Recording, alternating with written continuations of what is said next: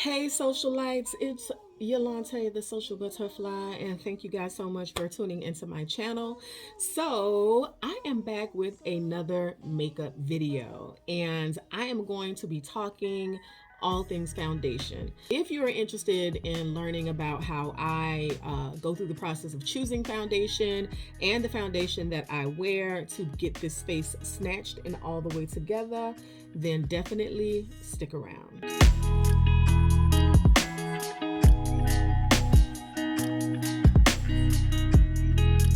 This video today is about foundation. We know what the word foundation means. It is the basis for all things, the thing upon which all other things are built on. So that is why when it comes to makeup, foundation to me is the most important part of the makeup. You can have a beautiful eye makeup, brows on point, gorgeous lip color, eyelashes, all of that great stuff. But if your skin does not appear to be clear, if you have a lot of hyperpigmentation, which a lot of us do, including myself, if all of that stuff is showing, then it distracts from the beauty of the makeup look. And so that is why it is super important for us to make sure that our foundation is on point. Then everything else involving the makeup look will just come together and look flawless. And I think that's what a lot of us want. We want to look pretty, we want to look polished. So generally the questions I get regarding foundation, people get frustrated because they don't know anything about it. They don't know what to choose. They don't know how to find their color. And so the first thing you need to know is that foundation comes in different forms. There are all kinds that are being advertised out there. You see foundation cream sticks, you see BB creams, you see cream to powders, you see mousse, you see airbrush type sprays. And so the point is, the thing that I want all of us to remember is foundation, you really should look at it in two simple forms, okay? The main form is going to either be liquid or the other form is going to be cream. Those are the two main forms of foundation. Now, when you think about which one do you want to wear, you have to think about advantages and disadvantages of those products. Liquid foundation is probably the most prevalent foundation that's available. And it is great because it is lighter than cream foundation.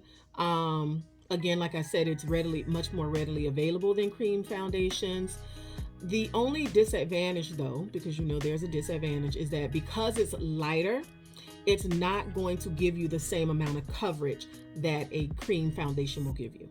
So a liquid foundation will be lighter on your skin. Your skin will probably look more like skin. It'll feel lighter to the touch. You might not feel that heavy feeling. But if you have a lot of hyperpigmentation, then that is going to be kind of hard to hide under liquid versus if you were to wear a cream. Now, of course, you can combat that with your concealer. So you could wear concealer in those areas of your face that have hyperpigmentation, and then you could be on your merry way. A lot of us have hyperpigmentation that might be huge or large scars. Like myself, I have hyperpigmentation in pretty much all of my lower jaw and cheek area. And so I just find it easier to wear a cream product for myself because it's easier than having to put liquid foundation on and then go back and put so much concealer on. In that case, I might as well have just put on the cream product. So cream foundation, as you probably gathered, is heavier, but it gives you much more coverage. The thing with cream foundation, again, the disadvantage is that it's heavier. And for some people that may be problematic because it could get oily at the end of the day. And some people don't want that, especially women of color. We tend to have a little bit more oil production. And so that is going to be problematic for some of us. So, you know, there are other things that you can do. You can wear a mattifier. You can make sure that you have on enough setting powder. There are all kinds of things that you can do to make sure that your makeup lasts, even if you are wearing cream. So the next thing that you need to decide after you've decided if you're going to go for a liquid or a cream, and remember, this video is beginner friendly. So I'm not exploring the other kinds of products out there because that'll just confuse you. So then we need to look at the formulation of those products to see which one best fits our skin. And so I say now it's time for us to look at our skin type. Skin types generally are going to either be normal, where your skin is pretty much unproblematic, you don't have breakouts, you don't get oily, you don't get dry. Then you have combination skin, like myself, where you may have normal and oily skin. So I get oily in my T-zone and I'm normal everywhere else. Then you have oily skin, and those people tend to get oily over their entire face. And then you have skin that's dry. If you have oily or combination skin, you may do better with liquid foundation, because cream foundations are heavier, which means it can clog the pores. The only problem is oily skin also tends to be acne prone, and acne is a lot of times linked to hyperpigmentation. And so again, that means you'll have to go in with your concealer to hide any hyperpigmentation. If you have dry skin, then cream products are going to probably be best for you, because cream products tend to have a little bit more oil in them. And so you can kind of benefit from your skin having that sort of glowy look on top of your face, and you don't look dull when you wear them. And then normal skin can pretty much wear anything they want because they tend to be unproblematic. So if they want to wear a dewy foundation, they can use a dewy foundation. If they want to wear a matte foundation, they can wear a matte foundation. They can kind of wear whatever they want. When I am choosing my makeup, I will tell you I wear cream foundation. I love a full coverage. I love hiding all blemishes and hyperpigmentation, and so creams just tend to do that better than liquids. If you've seen my video, I use Juvia's Place, and that absolutely, honey, covers up all the a regular liquid foundation is a good place to start and gauge if you're not quite sure which route to go. Don't go straight into buying a product because an influencer is wearing it. You need to understand your skin type, and then you need to understand which formulation is going to work best on your skin type. So decide whether you're going to choose liquid or cream, and then you're going to choose your finish. Are you going to choose a matte product? Are you going to choose a dewy / glowy luminous product? Or are you just going to choose a regular finish? Regular finish tends to just look more like skin. And so liquids tend to really fall into that category. If it is dewy or luminous or glowy, that means they probably added a little bit more oil to the product, and they have probably also added some like shimmer to it to give your skin a glow. And then, of course, you have your matte products. Matte simply means they've removed a lot of the oil out of it, and that helps it to not look so shiny. So those are the things that you need to consider. And I say consider those based on your skin type. Okay, so if you have oily skin, then you may not want to wear a dewy, luminous, glowy foundation, because you're already going to be oily towards the end of the day, or however long it takes your skin to get oily. And then on top of that, if you wear an oil-based dewy product, you're going to look even more shiny, and I'm sure that's not what you want.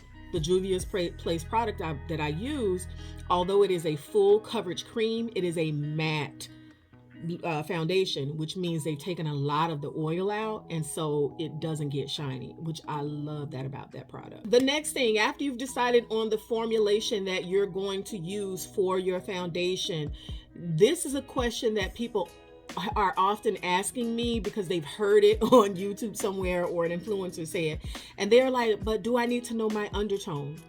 And yes, you do. It is something good to know. So I am going to go ahead and talk about it just a little bit. Your undertone is the shade or tone that shows through your skin. Undertone comes in 3 different shades. You're generally either going to be a warm tone, you're going to be a cool tone, or you're going to be what we call neutral. You can look at me and probably tell that I am a warm tone person. And if you're not sure, then there are a couple of tests that you can use to figure out your tone. Warm tones are skin tones that have a golden, yellowy, or even a peach undertone if you are a lighter woman. Cool tones can be bluish, purplish, and even in the pink arena. And then you have your neutral tones. Neutral tones are people that their tone, like you can't see a golden or a bluish tone. It just their skin, the tone that comes underneath and radiates underneath the skin looks just like the skin. And so there's a test I always kind of teach my students is the jewelry test. And I love the jewelry test because that's quick and easy. And before I even knew anything about makeup, I already knew what color jewelry I liked. And so that should have been your clue.